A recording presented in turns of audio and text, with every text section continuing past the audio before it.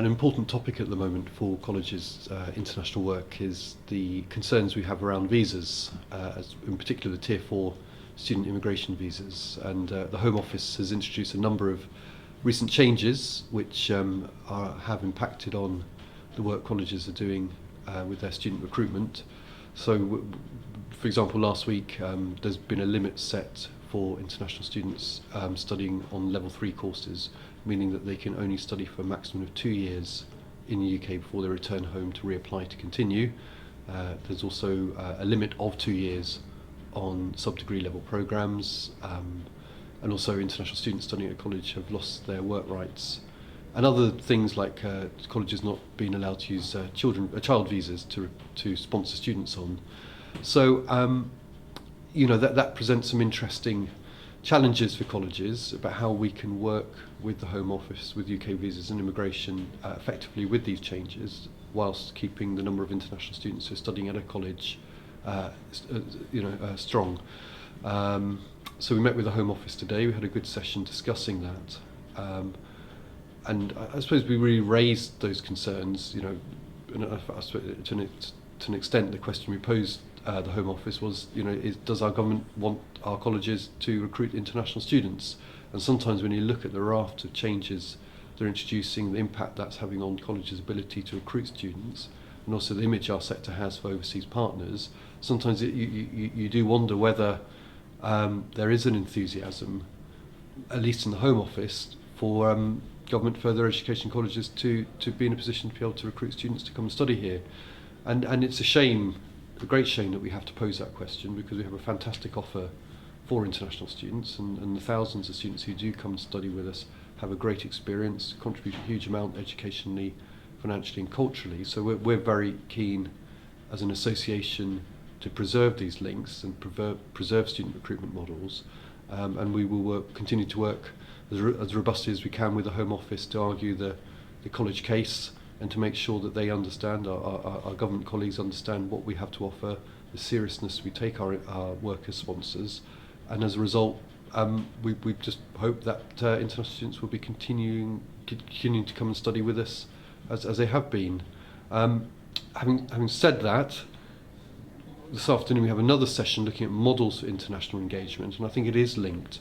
That if we concede that recruiting international students is getting more difficult, then we do have to start thinking about how we can adapt what we do and expand what we do, and move away from a purely student recruitment model and look about how we can export the UK FE offer overseas, and that's through partnerships, through setting up campuses overseas perhaps.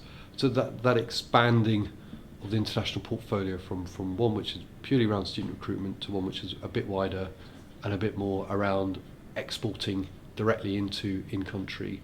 And we've got a representative from UK Trade and Investment, UKTI, who's come to speak about the government's work in supporting overseas delivery. And also, interestingly, importantly, we've got a colleague from Dudley College, which is doing some very interesting work overseas, who's going to talk about the work that his college has been doing to expand their international offer.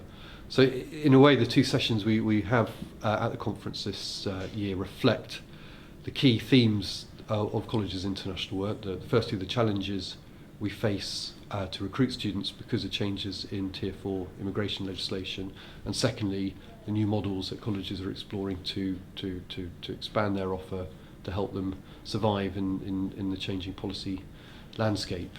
And then the third thing is quite exciting actually. We've got around 130 international delegates coming to the conference this year, and we've got a fringe event where they'll be talking about their shared approaches to vocational education and learning from what the UK is doing. So it'll be a really exciting chance to share a little bit with international partners.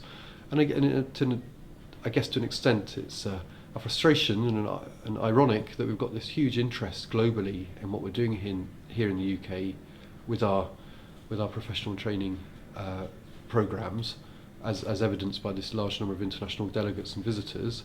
But at the same time, we have our government who's increasingly restricting colleges' opportunities to recruit international students. So it's this sort of two tensions or levers, if you like, which we're battling with. And I suppose to finish on a positive note, it's great that we have this interest. it's great that colleges are flexible and adaptable, and I'm confident that we can utilise the interest we have, or there is globally, in what we're doing here, and adjust our model to mean that we can still be effective working in international markets. Sounds great.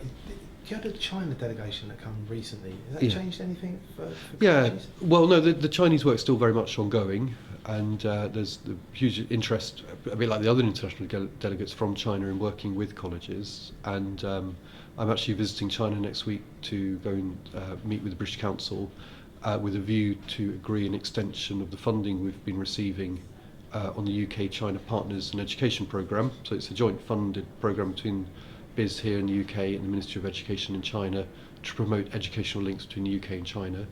And colleges are very much still involved with that, and it will be around comparing ideas in leadership.